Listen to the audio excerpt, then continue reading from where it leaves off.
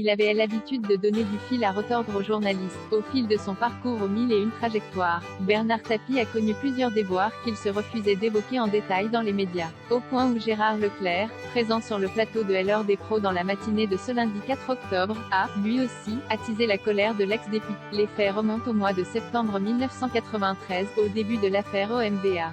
Gérard Leclerc, lui, était rédacteur en chef de l'émission mentionne alors les soucis judiciaires du père de Sophie Tapie en ouverture. Quelle ne fut pas la surprise du journaliste lorsqu'il a reçu un appel du principal concerné, quelques minutes plus tard.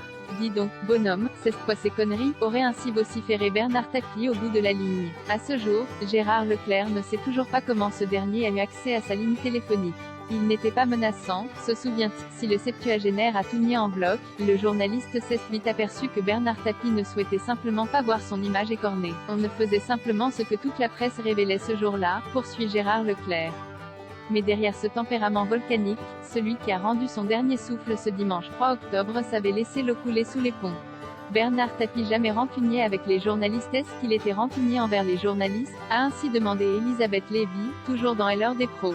Réponse de Gérard Leclerc, non, car il a eu d'autres occasions de croiser Bernard Tapie à la suite de cet échange un brin musclé.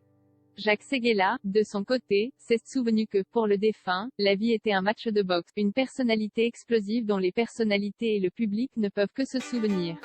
Bernard Tapie est mort à l'âge de 78 ans après une longue et rude bataille contre un double cancer de l'estomac et de l'œsophage.